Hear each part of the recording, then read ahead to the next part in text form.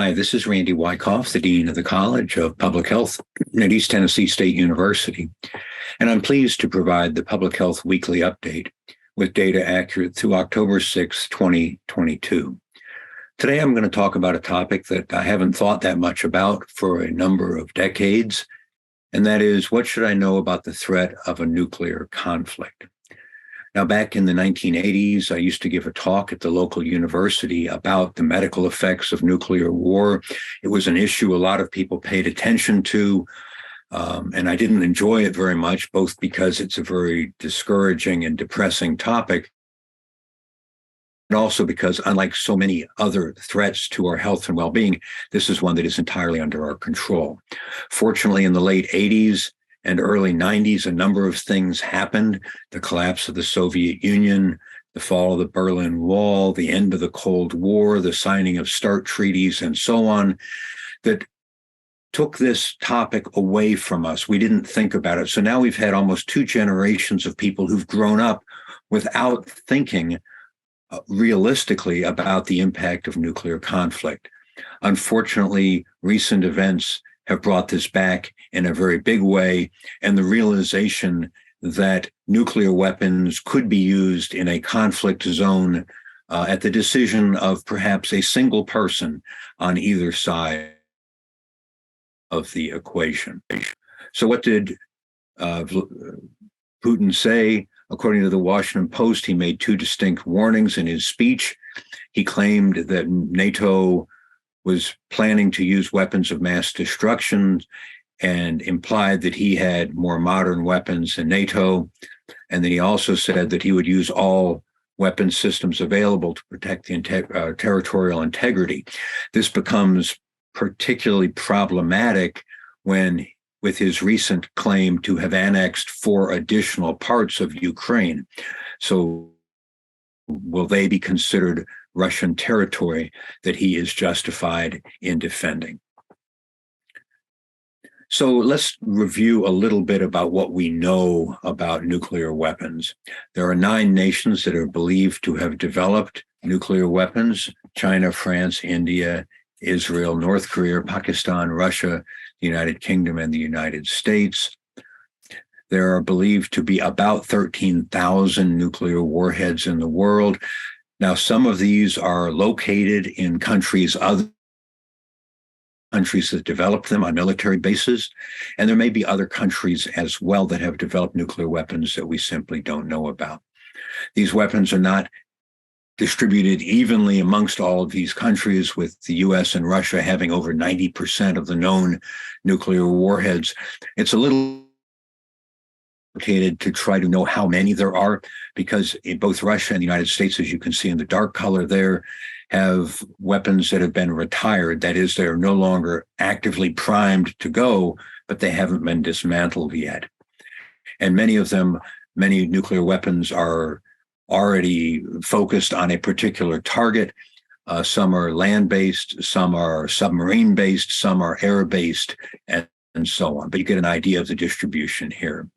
There's an interesting article in Scientific American about nuclear weapons, but I was particularly interested in it because of the reference to how many could be launched in very short notice.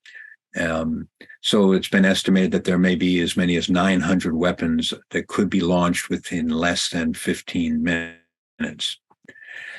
And the weapons now vary in their destructive power. In the United States, the most powerful one is about 60 times more powerful than the bomb that dropped on Nagasaki, Japan. And between Nagasaki and Hiroshima, at least 100,000 deaths, possibly more. So you imagine that increased by 60, 80, 100-fold, and the impact is pretty amazing.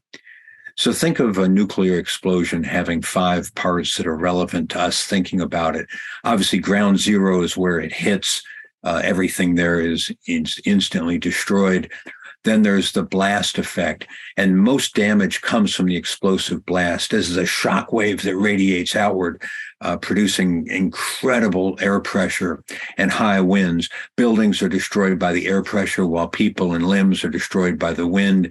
And you all have seen these pictures before, just the incredible explosive power of the blast. And then you get the thermal radiation effects, the effect of heat. A fireball that's extremely hot, it occurs almost instantly, and then it grows across and it rises. And depending on where the bomb is exploded, whether it's in the air or on the ground, you get a strong updraft called afterwinds. These winds can bring a huge amount of dirt and debris into the atmosphere, and that has an effect later on for radiation that we'll talk about. And then in some conditions, it may produce a firestorm, which is all these small fires from this incredible heat start to build. And just like a forest fire, it becomes uncontrollable. About a third of the energy from a nuclear blast is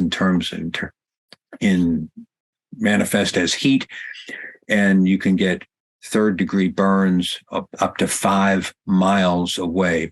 There's also acute blindness and things like that. But remember, once you've had the blast effect, there are no hospitals, you've got no functioning facilities. And so if anyone gets any amount of third or second-degree burns, they may well die from something that under normal circumstances would be just a difficult hospital stay. And then you have the radiation effects, both direct and from fallout. Again, the stuff that goes into the atmosphere will eventually settle down, carrying with it radiation. And of course, it depends, the effects on humans from radiation depends entirely on the dose. You can see on the low dose, it may have possible chromosomal damage, all the way up to high dose, which is acute illness, early death within days. So again, the bomb goes off, people will die immediately from the blast, fires, and then many that were close to the explosion will die from radiation. And the effects of radiation on human health are broad and diverse, and we won't go into them today. There is a sixth possibility, and this is called nuclear winter. And this is this idea that enough particulate matter, smoke, soot, and dust will be set up into the atmosphere, creating these huge clouds that will block out the sunlight for up to several weeks. Now, this will create conditions of semi-darkness, sub-freezing temperatures, and basically result in the complete end of all food production. And at least some people have suggested that there's a possibility that Homo sapiens could be made extinct. This is not entirely hypothetical. There was a supervolcano 70 or 80,000 years ago that did much the same thing. It put so much particulate matter into the atmosphere that mankind was reduced to really a very small number of people from which we have all subsequently descended. And this is a map. If you see that red line, everything above that red line would have freezing temperatures the next summer. So basically nothing will grow during that period of time. Now, whether nuclear winter is real or just a hypothetical isn't known, and hopefully we'll never know for sure, but it's certainly not it's not easy to dismiss given what we know about volcanic winters as well. So what should you know about a threat of a nuclear conflict? Well, the truth is, it can range from something that's horrific, that is one controlled bomb, but what if there are more than one bomb?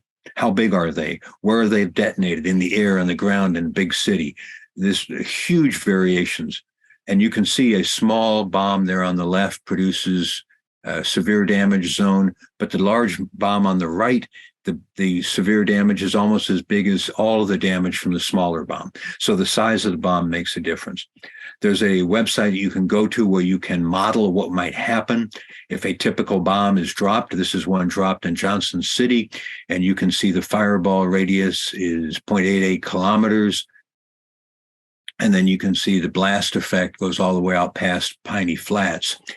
15,000 deaths, 67,000 injuries. What if you take the same bomb and drop it on Washington, D.C.? You see the fireball going all the way out to College Park and Silver Spring. What if you drop it on Kiev, and so on? So what should you know about the threat of a nuclear conflict? Well, we don't know other than if a bomb is dropped, there will be tremendous destruction. A large enough bomb will destroy most large buildings, including hospitals, making it impossible for there to be any rational health-related response. A series of explosions could well cause permanent and lasting damage to our species. So, I don't like to go over the top with concerns, but this is one that does concern me. Back in the 80s, when I used to give this talk, I used to have nightmares at home thinking about what could happen if something as illogical as a nuclear conflict were to occur. Well, now we are facing that possibility with a generation of folks who haven't really been thinking about it. So I don't mean to be particularly negative and concerning, but this is an issue of real public health concern. A great deal more public health issues are covered on the College of Public Health website. Please let us know if anyone wants to be added to the mailing list. We're adding people all the time. Please share these videos with anyone who might be interested. Thanks, as always, to Dara Young for editing, producing, adding captions, and posting this video. And please let me know if you have any comments, questions, if I left something out, if I said something you don't agree with, or if you'd like me to cover another topic. Many topics are on the website, as I say, but I'm always happy to address new issues. Until next week, please be well.